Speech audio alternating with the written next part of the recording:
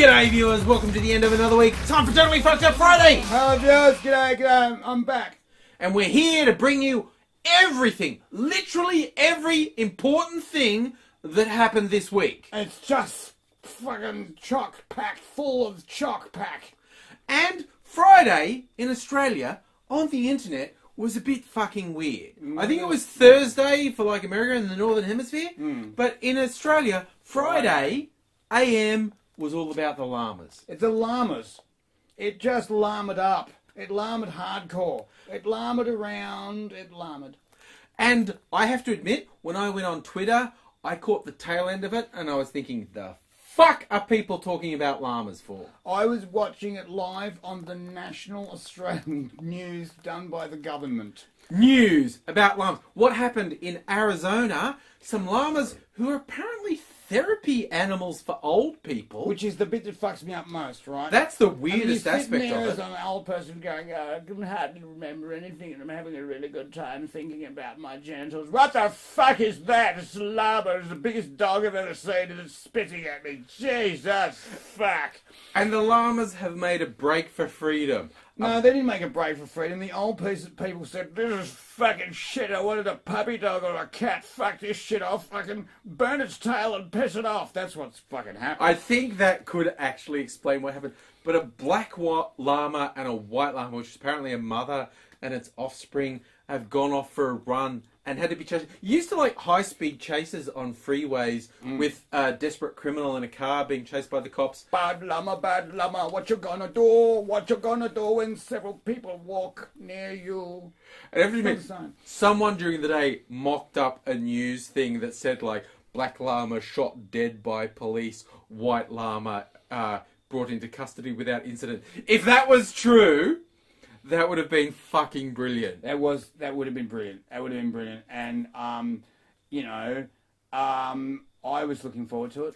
To the best of my knowledge, that didn't happen. No, it didn't happen. It didn't happen. In fact, both llamas got caught. Corralled, lassoed, and brought in. And, the fact that a black llama is trying to just get on in this bloody world and just can't because the man is trying to keep him down, and we're both going to hell. I know, but even thinking of that's going to hurt us. But there's alpacas going, what, am I next? Yeah. Or definitely going to hell. Yeah. Yeah, there's a special place in hell. Anyway, go on, continue. Black llamas matter, and that wasn't enough for the internet. After a morning full of llamas, in the afternoon, we were full of, what colour is that dress? Well, it was either gold and white or blue and black. And this, while some people obsessed about it, some people said this is a stupid thing to talk about. What I liked about it, that I don't think a lot of people got, is it was an illustration of your perception is fucked. Now, my perception is good, right? Because we've had this conversation many times before. I might have, in the past, taken some drugs, right? And occasionally when I am walking around, trees follow me. Because like a puppy dog, a tree needs a bit of loving too and a bit of a treat. So I produce ziggurats out of my pocket and I go lick, lick with my 3 tongues. Jump it up in the air and they turn into doves, golden doves that fly, fly, fly, sparkle, sparkle, feed the tree, and then it stops. What I'm saying is if you were arguing vehemently over whether the dress was white and gold or blue and black, you are AIDSy. That's what I'm saying. Damn straight. And that's a good place to be. There are absolutes in this world. There are total absolutes in this world. Nothing's shades of grey, which gives me the pursed lips of disapproval anyway. It is a classic example of your perception is flawed. It's not absolute. It was like a picture taken with bad white balance in shade when it should have been taken full light. There was, in essence, there was no right answer. Yes, effectively the dress itself, whatever it may be, wherever it may be, was a particular colour. However, but a photo taken under particular lighting conditions with particular sessions. See, having grown up the son of a photographer, the greatest lie humanity has ever spread is, the camera never lies. The camera does lie. This camera, for example, is painting me as a guy that looks a bit crusty and with no teeth, when in fact I'm a 21-year-old stud that is available for the sex. And I am in fact a 14-year-old Japanese schoolgirl in a sailor costume. Who is available for the sex. Just saying. Just saying. Just saying. So, what I loved about this was that it was a really big highlight of, honestly, your perception is shit. If you think there is such a thing as an objective truth, you're fooling yourself. You're fooling yourself. You're smacking yourself upside the head with a sausage. Mind you, you talk to people about this and you go, everything's subjective, and they give you, are you a moral relativist? And I go, yes. And they go, you're Satan. And I go, no. And they go, a lot. And do you get in fights with the objectivists? And who I got in fights with was the people who then went like, oh, why are you talking about llamas and dresses? What about important topics like ISIS killing people and destroying artifacts in Iraq? And what about net neutrality? Oh, my God, were people having fun? Did that happen? Did people have fun on the internet? Hang on a second. Hang on a second, was there someone on the internet pissing on the mood? No. It's just like, oh my God, people are having fun and interacting in a unique and human way. Oh, I've got a fucking stamp on that. That's right. That's not right. That's fucked. We shouldn't have that. Because you can communicate with everyone. What you should actually say is, I think you're fucked, but if you come around to my point of view, you'll be saved. Yeah, and just as an aside, yes, ISIS, IS, Daesh, whatever you want to call them, bunch of cunts. Bunch of motherfuckers. Whether they're killing people, whether they're destroying history, we don't like them. Pieces of shit. And yeah, net neutrality, big win in the US, where the US Federal Communications Commission, on a 3-2 vote, said, we're going to preserve net neutrality. And this blew my mind. I saw people online who said they cared about the internet, who swallowed the Republicans' lies of, this means it's just bureaucracy. It's going to take over. No. It's stopping these evil fucking cartels in the phone and cable companies for charging different rates for different content. It's like saying, okay, you've paid to be on the internet. Right. The people who create content have paid to have their content hosted on the internet. So everything you has already been paid for twice. We would now, just because we're a bunch of pricks, we would like to force you to pay a third time. And fucking it won't stop there. Fuck, if they can make you pay a third time for the fucking one time, they'll fucking just keep on going. Oh, this is a smegma tax. And it's purely through people who go, oh, the free market, let's think happens. No, there are continual examples of these fuckwits who will destroy their own companies to get a 6-month goose in their stock price. They'll get a bonus in 6 months, even though their company collapses completely in 1 year. Business genius. And they do not give a shit if they destroy the internet, okay? Business genius. So I fucking hate these people.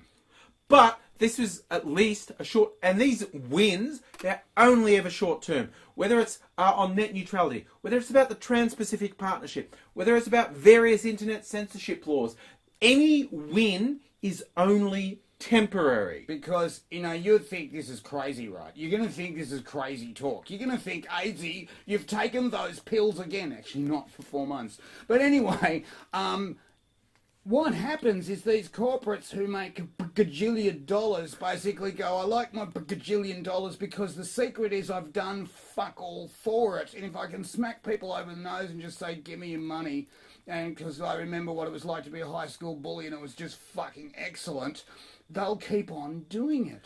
So, yeah, we have a never-ending fight against these assholes. Just brace yourself for it. Now, look, let's change topic. There was a fun topic in Australia. We talked recently about the Queensland state elections. Which was hilarious. It was hilarious because the Conservative coalition that got in on an absolutely unprecedented majority. 70% something of the... Yeah, of the seats, right? It was like ass kicking, Just crazy, unprecedented in Australian... And they got knocked out after one term, which almost never happens. Almost never happens. And the guy who was the Premier got his Campbell. own seat Yeah. fucking elected out from under him. The ultimate humiliation, the sitting premier lost his seat. It was the most humiliating ass-kicking you can get. And anyway, it got slightly more humiliating for him this week, which was lovely to see. Yeah, gorgeous, actually. He's got the memoir. He's got someone writing a memoir for him. I've got a memoir of the 3 years I fucked up. I've got a memoir of all my brilliant adventures in the 3 years I fucked up. And he's taken it to... the University of Queensland Press, who are pretty much the only publisher in Queensland. Left. And they've said, you know what, dickhead? Matey. Fuck you. And the initial report was he, as Premier, threw out what was known as the Premier's Literary Prize. We're going to save some money. We're going to save some money so we won't have a prize. Because literature's for the fags. Fags! They don't play football. They read fucking books and touch girls on the vagina. That's not what it's like in the change rooms after rugby. So the initial report was UQ Press was saying, well, you've tried to destroy literature in this state, so why would we publish you? But it got better when the person responsible for UQP actually issued a clarification and said, that wasn't actually true. See, because when we decide to publish something, it has to be good. Whether it's fiction, non-fiction, poetry, it has to have literary merit, it has to have commercial appeal, and you, Campbell Newman, are neither of these. And they basically turned around and say, Campbell, your book is fucked, buddy. It's fucked. He's going, no, it's good. No, Campbell, you know how when My Milkshake brings all the boys to the yard, right? And then as that's happening, the bullies kick the fuck out of one kid because they don't want him to piss on the buzz, right? While that's going on, that kid gets up from bleeding and gotten semen on him, and then he kicks the shit out of your book because it's that fucked. And it's really the ultimate humiliation where we say, we're not going to publish because you're boring, stupid, no redeeming features, and no one would buy the fucking book. Hey, you know what? Go try and find another publisher, dickhead. Ah, it was beautiful. And I think we'll round out now another story we saw, again, going off in a completely different area. A guy by the name of Craig Brittain. Craig Brittain. You could look it up on the internet, ironically. Which he doesn't want you to do, because he was convicted of serious wrongdoing for running a revenge porn site. Because all brave and noble men run revenge porn sites. Revenge porn is one of the highest acts you can possibly do. You get a fucking candid picture of a chick who doesn't know her picture is now on the internet, and you put a snide little comment under it. Oh, hilarious. And the bitch goes down. What a brave young man. I don't want to fuck him on fire. Yeah, so like pissed off exes were giving him pictures of their girlfriends to humiliate them. And he was saying, well, if they paid him money, he'd take them down. Lo and behold, this was regarded to be a criminal enterprise. Fuck me, no. So step one, he's got convicted of quite serious offences for running the revenge porn site. Step two, he's decided he should be able to say Google should get rid of any search results from the news organisations that point out he was found guilty in a court of law for running a revenge porn site. What a whinging little bitch. You know what happened after that? A whole bunch more news stories were generated about how he didn't want news stories generated. This is called the Streisand effect. It's like, when shit happens, you're probably better off shutting the fuck up. Because when you say you're not allowed to say that, people say, hey, Dick Brain said we're not allowed to say that, and we're now reporting on the fact Dick Brain said he doesn't want us to say that. Does he live in a basin? Is he in Antarctica? Is he, like, because journalists now want to know. Yeah. I want to know. I want to find out what kind of fluid volume he can tolerate. And believe you me, if I catch him, I'll find out. Yeah. I mean, you've had your own experience with revenge porn sites. I have had my fucking experience with revenge porn. I'm really passionate about this. I was in my own revenge porn site. I would put naked pictures of myself up on the internet and then demand money from myself to take them down, which is fucking awesome because I made fucking thousands of dollars. But it was really fucking stressful because I'd get phone calls in the middle of the night. have you checked the site? Oh, fuck. So I checked the site, and oh, there's me with my dick out again. Oh, what have I got to do? Bring $1,000 to the bin round the back of the shopping centre and knock 3 times and then run away, you crying bitch. And I'd do that. And in the morning, I'd have to go back in the rain and pick it up. You know, it's just like really getting to me. And like on and on and on. And was always at me to put more and more in and more photos up and more photos up. And was finally the police said, you've got to stop putting photos up. It was a really fucked up time.